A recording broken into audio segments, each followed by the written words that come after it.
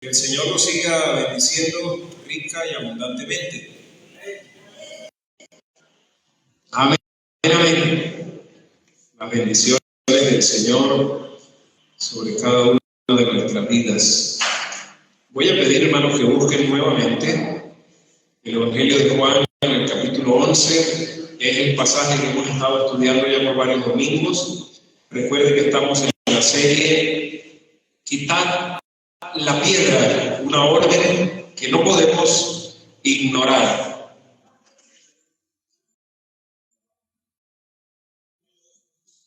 Juan capítulo 11, versículo 1 en adelante, dice la palabra del Señor así.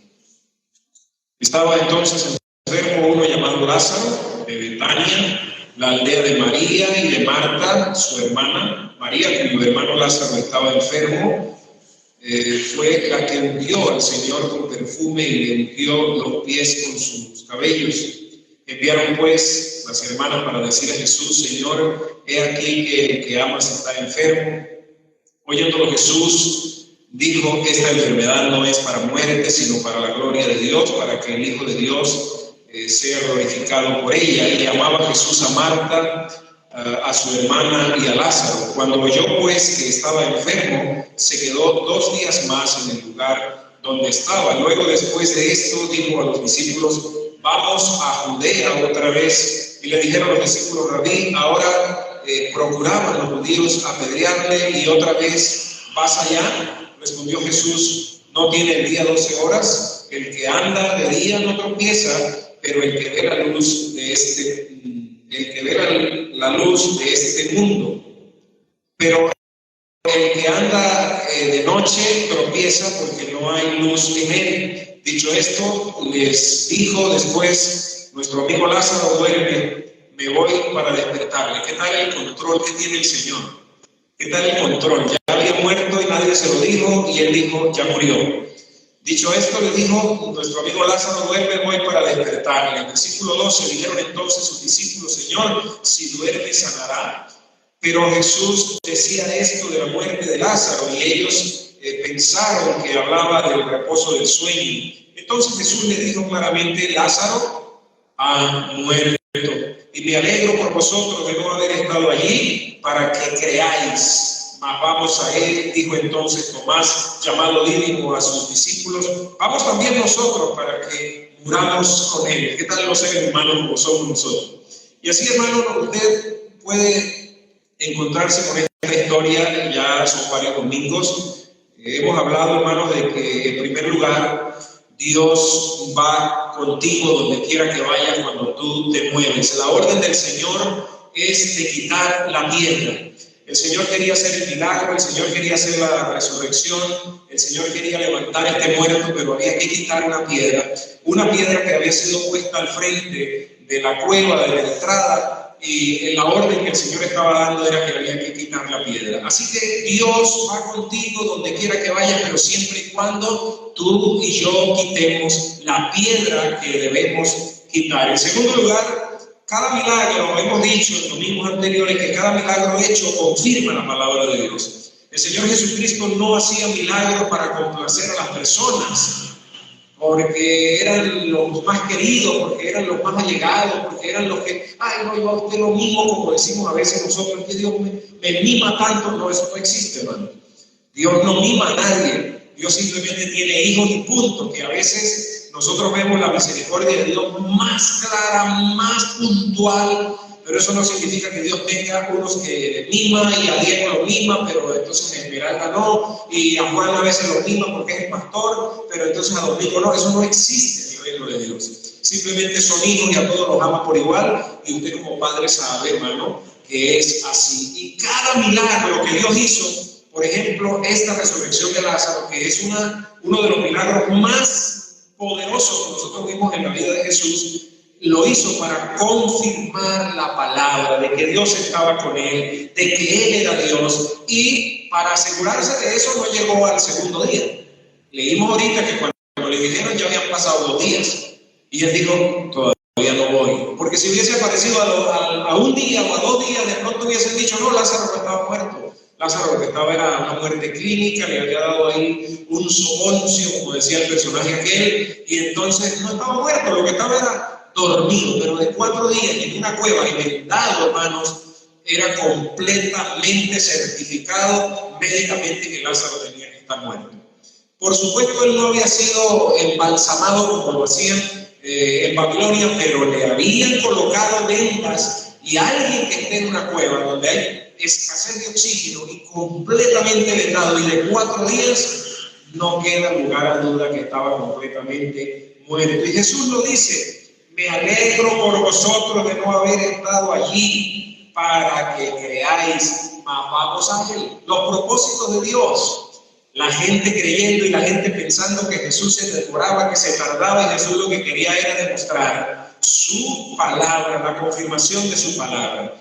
Hoy quiero compartirles entonces que debes quitar la piedra, porque si no, el milagro no se va a hacer en tu vida. Dios lo puede hacer sin ti. ¿Cuántos creen que Dios lo puede hacer sin ti? Pero no quiere hacerlo sin ti. Dios lo puede hacer, ¿verdad que sí, Domingo? Dios puede hacerlo sin Domingo, sin Juan, pero no quiere hacerlo sin nosotros. Así que nosotros entonces volvemos a la historia y dice que vieron y observaron, oyeron, pero no escucharon. Me refiero a la gente que está alrededor del Señor Jesucristo, están alrededor de la tumba. Todas estas enseñanzas de Cristo no habían producido fe en el corazón de los oyentes, empezando por Marta, empezando por María, empezando por la gente a la que Jesús le había predicado en esta aldea, especialmente las hermanas del muerto. ¿Cuántas veces había ido Jesús a dormir, a comer, a descansar en la casa de Marta, y les había predicado y les había hablado, y la gente no quiso creer? Y así que todas esas palabras no habían producido fe en el corazón de los oyentes. ¿Cuántos pasamos años asistiendo a una iglesia, escuchando programas de radio? Yo, por ejemplo, pasé muchos años escuchando una emisora que se llama CBC La Voz, que transmite desde Miami, y Radio Transmundial, y todas estas emisoras. Hay otra que está en Caracas, que se llama PBN, si no me equivoco, PBN, algo así. Y a veces las personas pasan años escuchando y no hay fe, no hay absolutamente nada en sus corazones. En sus amigos más íntimos era un total desconocido. Aún para sus amigos más cercanos, me atrevo yo a preguntar en este momento: ¿es Cristo un desconocido para nosotros? ¿Es Cristo un desconocido? ¿Lo conoces? ¿Lo conocemos? ¿Realmente lo conocemos?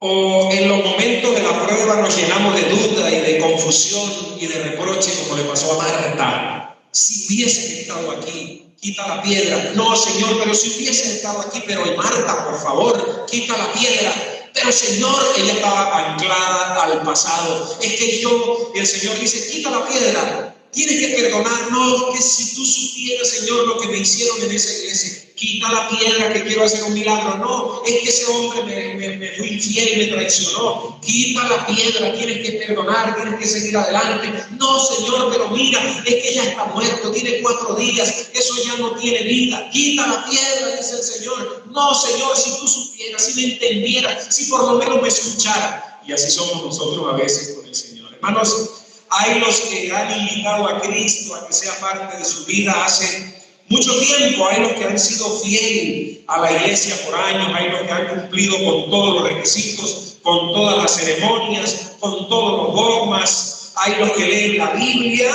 todos los días. No me pregunto o no pregunto eso. La pregunta es: ¿conocen a Cristo? Sí, lo conozco, dice alguien. Nació en un pesebre, los 3 reyes magos, los camellos, el oro, el incienso, la mirra. No me refiero a ese conocer a Jesús. Sí, pero ¿lo conoces? Porque si lo conoces, entonces puedes descansar en Él. Puedes depositar tu fe sin importar las circunstancias ni la tragedia que nos toque vivir.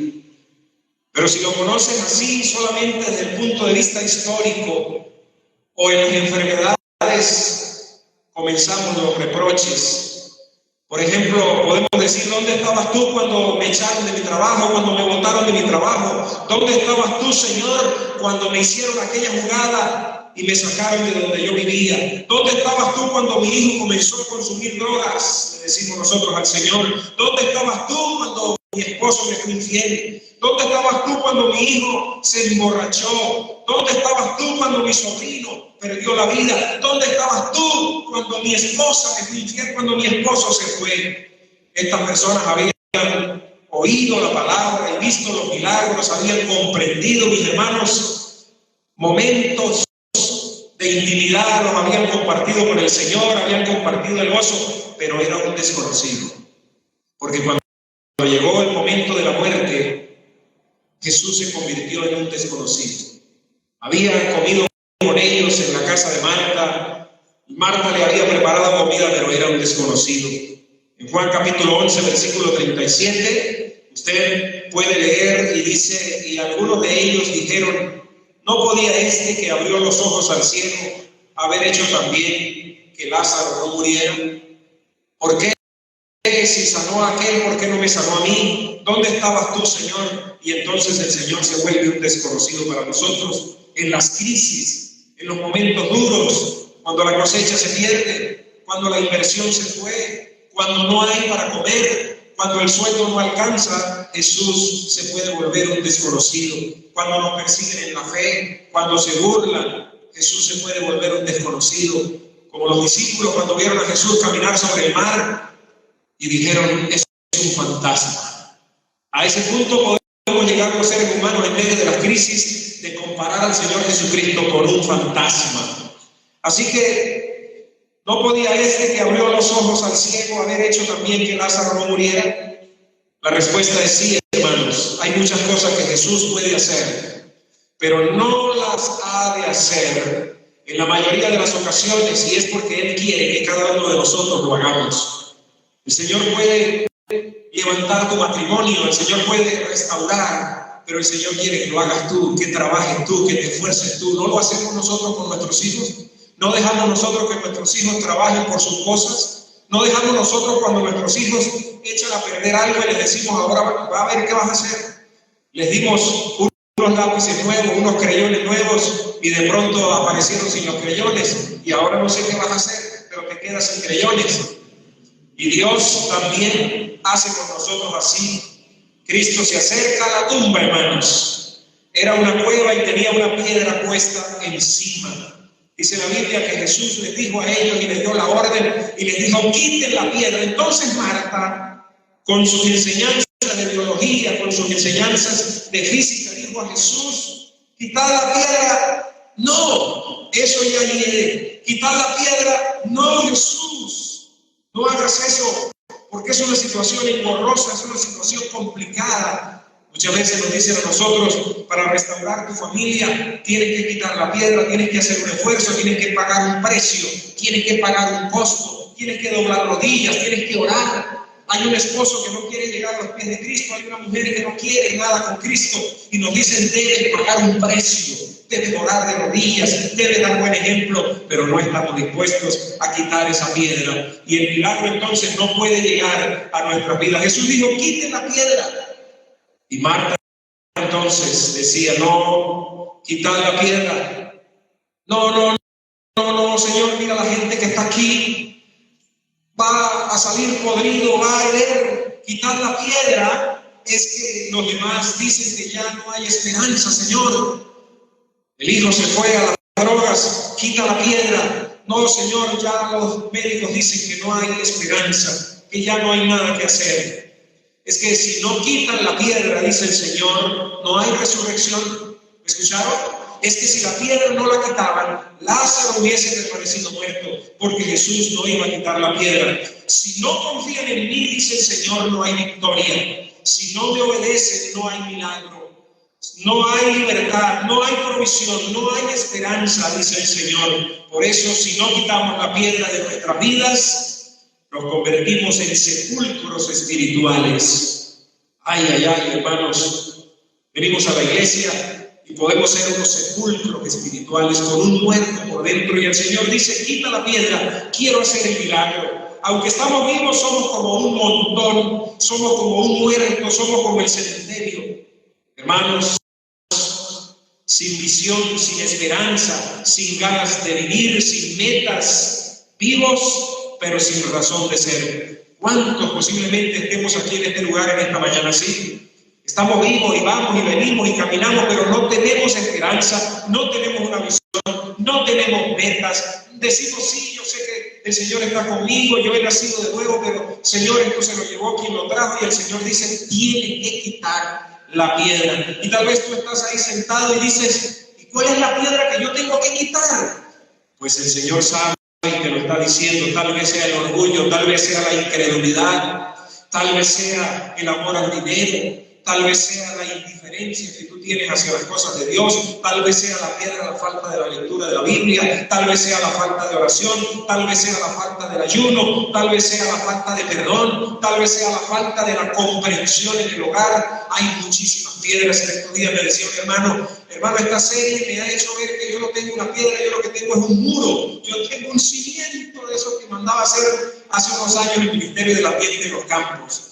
Y hermanos, yo creo que todos los que estamos aquí en este lugar tenemos piedras que quitar, y por eso el Señor ha puesto en nuestras vidas y en nuestros corazones esta serie. Quita la piedra, una orden que no podemos ignorar.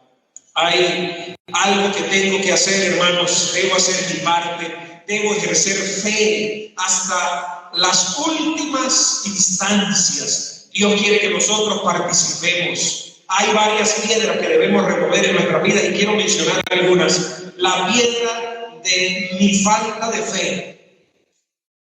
Hay gente que me ha dicho, pastor, es que yo no tengo fe. Y yo pregunto, ¿de quién es la culpa? ¿Es de Dios que tú no tengas fe? ¿Es de la iglesia? ¿Es del pastor? ¿Es de las hermanas? ¿Es de los hermanos? La piedra de la falta de perseverancia. Es que yo comienzo algo y al poquito tiempo ya lo abandono. Entonces soy un hombre de doble ánimo, y el hombre de doble ánimo, dice la Escritura, que es inconstante en sus caminos. Si tú eres inconstante en tus caminos, la Biblia dice que tú eres de doble ánimo. Hermanos, la piedra de la incredulidad tal vez es la piedra más horrible y grande que existe. Cuando Dios nos dice, si crees, puede ser hecho. Y nosotros decimos, no creo. No creo, yo de verdad pienso que eso no es así. Esta es la piedra que dice, hermanos, olvídate, Señor, has llegado demasiado tarde. Era la piedra que estaba en ese momento Marta manejando y todos los que estaban alrededor de la tumba. Ha llegado demasiado tarde. ¿Cuántos creen que Jesús ha llegado demasiado tarde en sus vidas? ¿Cuántos creen que porque su familiar se murió, o porque su familiar está enfermo, o porque la cosecha se dañó, o porque no pudiste vender lo que querías, o porque estás separado de tu cónyuge, cuántos creen que Jesús llegó tarde? Que ya es demasiado tarde, que ya no hay absolutamente nada que hacer. Yo te invito, no pierdas la esperanza, porque Jesús nunca llega tarde, llega en el momento preciso, así ya se haya muerto lo que estaba a tu alrededor. Amén. ¿Cuántos lo creen? Hace 4 días murió, le dijeron al Señor.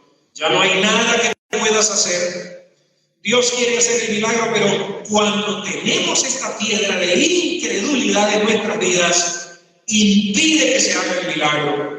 Ni Dios puede tocar cuando tú tienes la piedra de la incredulidad.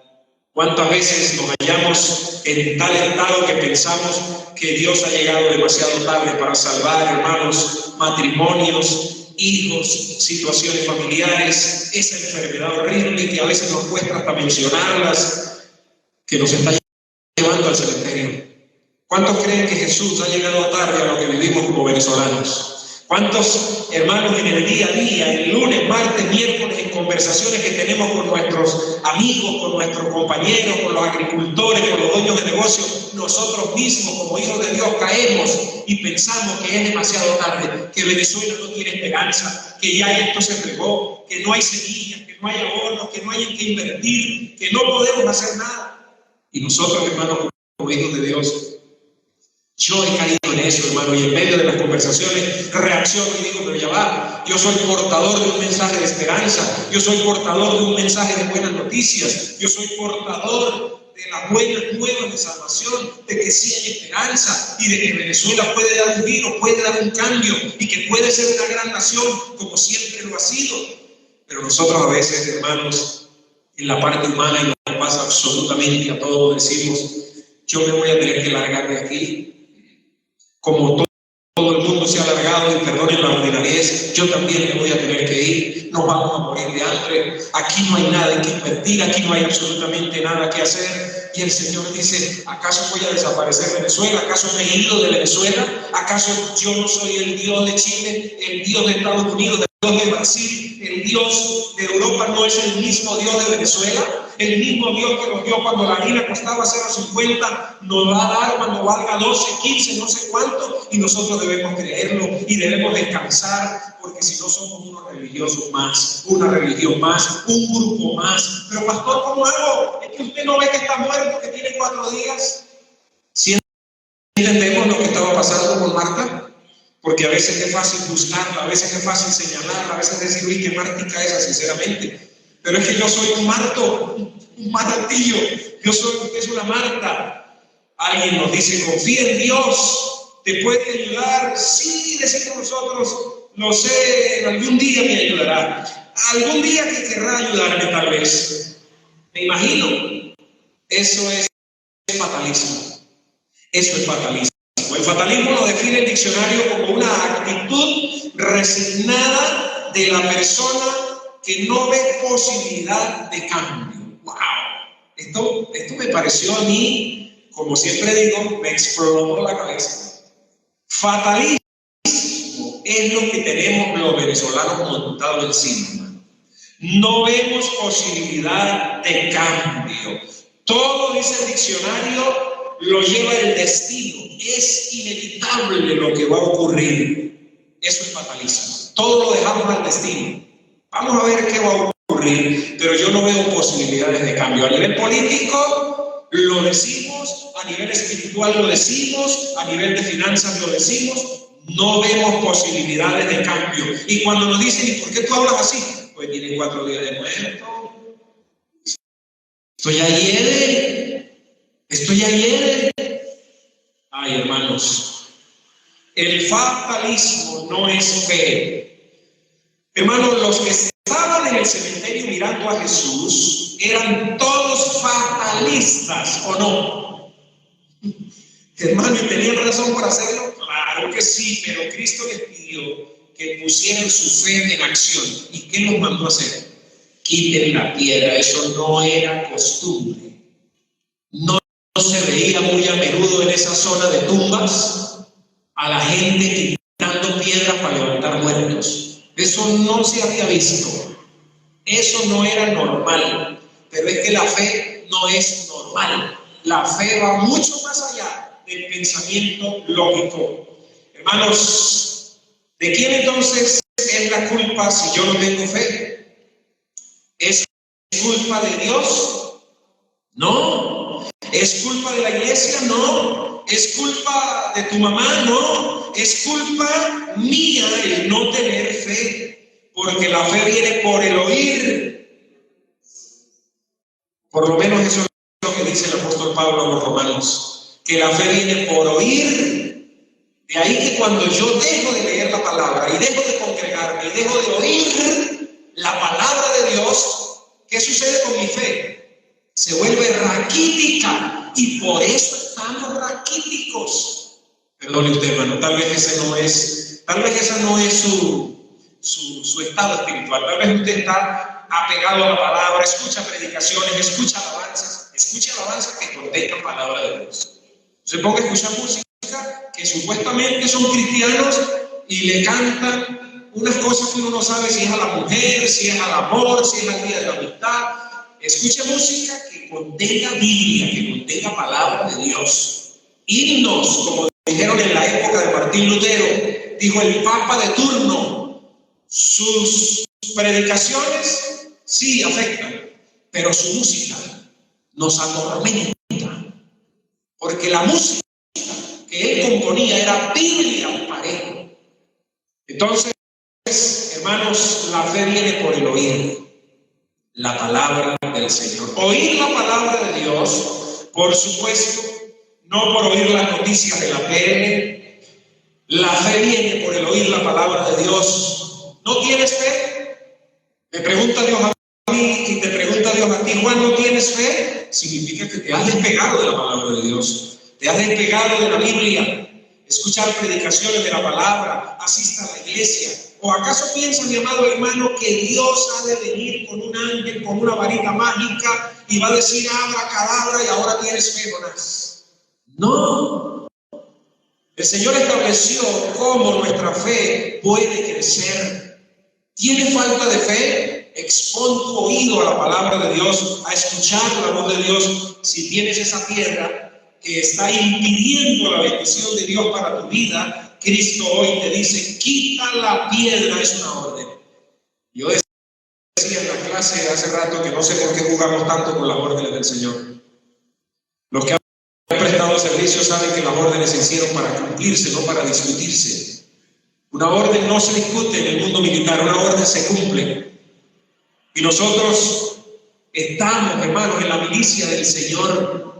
Somos del ejército del Señor. Él es nuestro capitán. Y cuando Él dice una orden, nosotros no podemos discutirla. No podemos comenzar a humanizarla y a decir en otro tiempo. No, si el Señor dice hágalo, debemos hacerlo.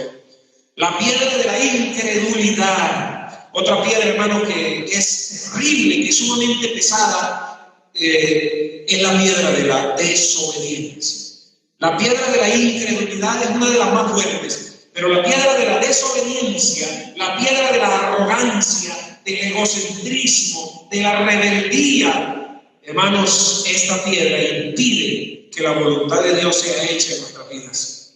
Cuando nosotros somos arrogantes, cuando nos cuesta aceptar que alguien nos está corrigiendo, cuando nosotros entonces somos desobedientes a lo que Dios nos está diciendo, y Dios nos dice: no hagas esto, no hagas aquello, y nosotros somos arrogantes, prepotentes y decimos: yo sigo adelante, yo soy tal, a mí no me venga a decir cualquiera cómo debo llevar mi vida. Pues, hermanos, eso impide que la voluntad de Dios se haga en nuestras vidas. ¿Cómo se hace la voluntad de Dios en la vida de José? Cuando José es obediente. ¿Sí? Cuando José dice: está bien, la Biblia dice, yo lo hago. Si, por ejemplo, la Biblia dice: no adores imágenes, ¿por qué lo haces? Si tú sabes que Dios se ofende y se molesta por hacerlo, por quitarle el lugar a Dios y dárselo a algo hecho en manos de hombres, ¿por qué lo haces? Si Dios dice que debes ser fiel a tu hogar, ¿por qué te vas y eres infiel? Si Dios dice que debes evangelizar, que debes orar para mantener tu antorcha encendida, ¿por qué no lo hacemos? ¿Por qué jugamos con las órdenes del Señor para luego entonces llegar y reclamarle a Dios al igual que Marta? Amados hermanos, llega el momento en que Dios dice: ok, está bien, quédate con tu piedra. ¿No nos pasa a nosotros en lo humano también? Quédate con tu piedra, pero no me pidas que responda a tus oraciones. ¿Quieres salvar tu matrimonio? Es a la manera mía, dice Dios, no a la manera tuya. A veces en las crisis nosotros brincamos y buscamos y decimos: yo necesito, pero luego cuando las aguas se calman, cuando la enfermedad, cuando ya dejó de dolerme aquí, o cuando el hijo volvió a casa, o cuando ya me recuperé un poquito de salud, yo digo: bueno, ya puedo llevar mi vida normal como la llevaba. Y seguimos con la piedra ahí sin poderla quitar. Entonces Dios dice: ok, está bien, quédate, pero no me pidas que respondan tus oraciones. Todos tenemos una gran batalla con la obediencia a Dios, ¿o no? Todos batallamos, hermanos, hasta la persona más consagrada batalla con la obediencia a Dios. Todos queremos satisfacer nuestros deseos y presentarnos ante Dios con nuestros planes y nuestras ideas y decirle: mira, Señor, tengo esta idea, tengo este plan. Siempre recuerdo que el maestro de jóvenes que yo tuve cuando llegué a la iglesia nos decía: la mayoría llenamos una hoja con nuestros planes y le decimos al Señor: firme ahí, Señor. Y Él decía: no, yo le entrego la hoja en blanco a Dios, firmada, yo la firmo y le digo: llévala tú, Señor, con tus planes y con tus propósitos. Amén. ¿Y dónde consigo yo, pastor, los planes y los propósitos? En la palabra del Señor, en la Biblia. Hermanos, pocas veces hacemos la pausa para preguntarle a Dios, ¿cuál es tu plan, Señor? ¿Cuál es tu deseo para nuestra vida? Y cuando Dios nos aprueba nuestro plan o nos indica, tiene uno mejor, hermanos, más grande, más importante. Nos doblamos ante Él, quebrantamos nuestra vida delante de Él y decimos, tu plan es mejor que el mío. Amén. ¿Cuántos creen que el plan de Dios es mejor que el suyo? Es mejor que el mío. Entonces, dobleguémonos ante Él y digamos, Señor, yo quito la piedra y tú haces el resto. No dejes de congregarte, dice la Escritura, como algunos tienen por costumbre. No dejes de orar, no dejes de leer la palabra del Señor, no dejes de obedecer. Hermano, la única forma de quitar la piedra es morir a nosotros mismos. Amén. O allá. Morir a nosotros mismos. Tus gustos.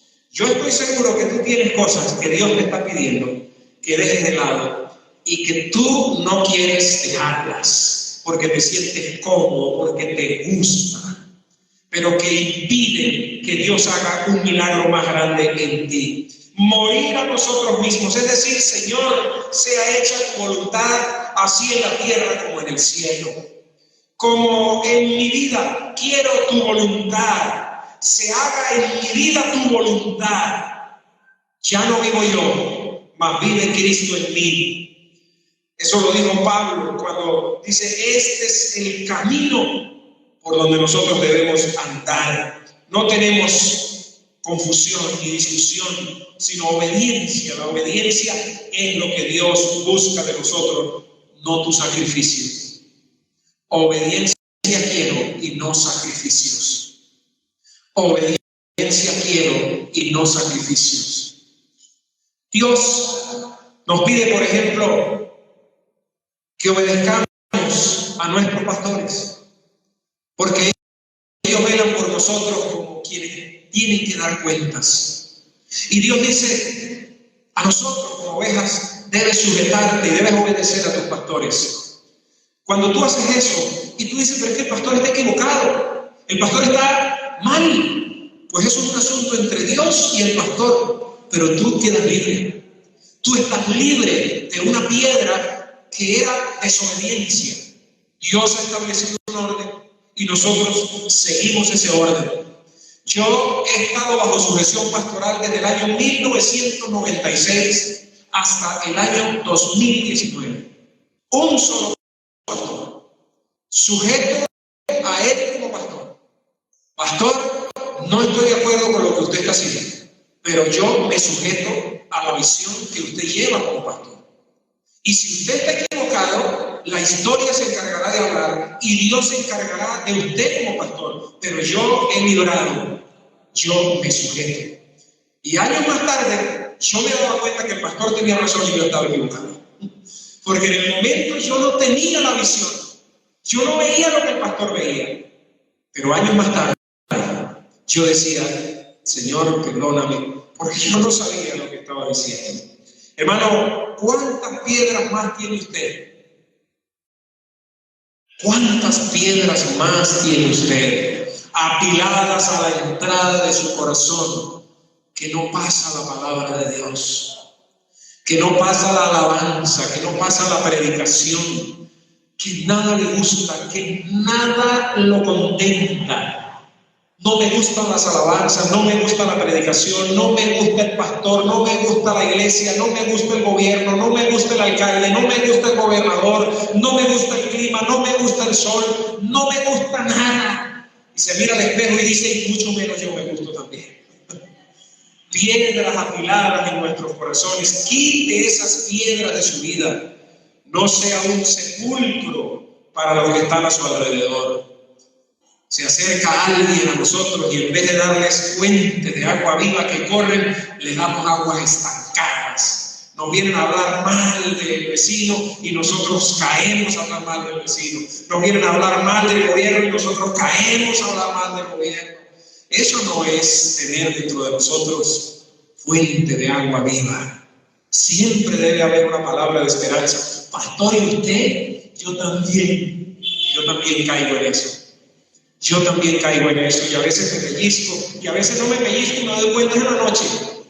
que hablé 2 o 3 horas de una situación del gobierno, de la oposición o de los rusos que se levantaron contra Putin, y uno dice, y perdiendo el tiempo, hermanos, quita esa piedra de tu vida.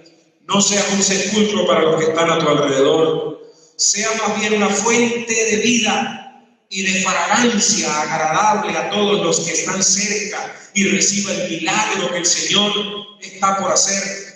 Cristo vino para que tengamos vida en abundancia, no para que estemos llenos de muerte. Los vivos no viven en sepulcros. Amén. Los vivos no viven en sepulcros. Los vivos en Cristo tienen vida y vida en abundancia. Eso lo dijo el Señor. Termino diciendo esto. El que es la fuente de la inmortalidad nos dice, el que cree en mí tiene vida eterna. Venid a mí, dice el Señor, los que estáis cargados y trabajados, y yo os haré descansar. Hermanos, ¿cuántos están cansados de llevar piedras o de llevar piedra? Hermanos, cansa llevar una carga tan pesada. Causa sed el tener que cargar con tanto peso, con tantas piedras. Cristo nos ofrece refrigerio, descanso, nos ofrece alivio, perdón. Cuando la piedra fue quitada del sepulcro de Lázaro, ese sepulcro se llenó de vida y de luz. Amén. Wow, hermanos. Ese sepulcro fue transformado en un lugar de alabanza y de júbilo, en vez de ser un lugar de luto y de muerte. Los que lloraban cuando esa piedra fue quitada comenzaron a cantar y a reír, a alabar a Dios y a festejar y dar gloria a Dios, porque lo que estaba muerto ha revivido. Hermanos, está vivo, dijeron. Está vivo Lázaro. Yo me pregunto, ¿cómo salió? ¿Cómo salió si estaba vendado de pies hasta la cabeza? No podía agarrar los brazos para agarrarse, no podía dar un paso así, no podía caminar como las chicas que tienen vestidos ajustados y caminan, no podía. ¿Cómo salió? Porque el Señor le dio la orden y le dijo, ven fuera. ¿Cómo hizo Lázaro para salir si no podía mover sus brazos, sus piernas, ni siquiera ver? ¿Cómo hizo? Ahí les dejo. No caminó porque no podía. No gateó, no hizo como una oruga porque no podía. Algunos dicen, la Biblia no lo dice, que a la orden del Señor Lázaro flotó. Lázaro levitó a la orden del Señor y salió hasta donde ya los seres humanos podían quitarle la venda. Hermanos, solo el poder del Señor puede levantar a un muerto de sus pecados. Amén. Por muy buen predicador que sea, el que se llame como se llame, no puede traer vida a un pecador. Solo el poder del Señor. Y a eso nosotros debemos unirnos, a ese poder del Señor. Y cuando el Señor dice quiten la piedra, nosotros la quitamos. 2 veces usó la mano de obra humana el Señor. 1, quiten la piedra. 2, quítenle las vendas. Jesús pudo haber corrido a su amigo y haber dicho, ay Lázaro, vamos a quitarle las vendas rápido. No, Señor, Él se mantuvo en su sitio. Quitaron la piedra, ok, ya se movieron en fe, muy bien, ahora muévanse en fe a quitarle las vendas. Hermanos, ¿a cuánto les gusta a un muerto de 4 días ir a quitarle las vendas? Que ya hiede, según Marco, y según la ciencia, ya hiede. ¿A cuántos? ¿Quién sería el que se atrevió a dar el paso a decir, ¿será que hiede? Yo estoy seguro que no hería. Ahí tenía que haber un olor a gloria, hermanos. Ahí tenía que haber un olor a la presencia de Dios. Amén. Y cuando Dios está en un sitio, ahí hay vida. Y Dios está aquí en este lugar en esta mañana para traer vida a tu vida, para agregar vida a tu vida, a tu finanza, a tu matrimonio, a tu hogar. El Señor está aquí en este lugar. Quita la piedra Dios quiere hacer lo mismo en tu vida. Quiere transformar esa muerte en vida, esa tristeza en gozo, ese luto en llanto, en risa, en canto, esa soledad en compañía. ¿Tu esposo se fue? Cristo quiere ser tu compañía. ¿Tus hijos se fueron? Cristo es tu compañía. ¿Has fracasado en tus negocios? Cristo puede volverlos a levantar. Cristo puede traer vida, pero es a la manera de Él y a la forma de Él. Esa soledad la puede transformar en compañía. Por eso Cristo nos dice: quiten la piedra. Es una orden que no debes ignorar. Padre, en esta mañana estamos muy agradecidos. Tú has sido tan bueno, Señor. Gracias. Nos has dicho con tanta ternura, pero a la vez con tanta autoridad, que quitemos la piedra de la incredulidad. Y Señor, esa piedra es tan pesada. Señor, gracias te damos. Nos has dicho que quitemos la piedra de la arrogancia, del orgullo, de la falta de fe, de la falta de perdón, de la falta de oír tu palabra, de la falta de orar, de ayunar, de buscar a los perdidos. Son tantas piedras apiladas al frente de mi corazón. Señor, una de las piedras pesadas, la obediencia, la falta de obediencia en nuestras vidas.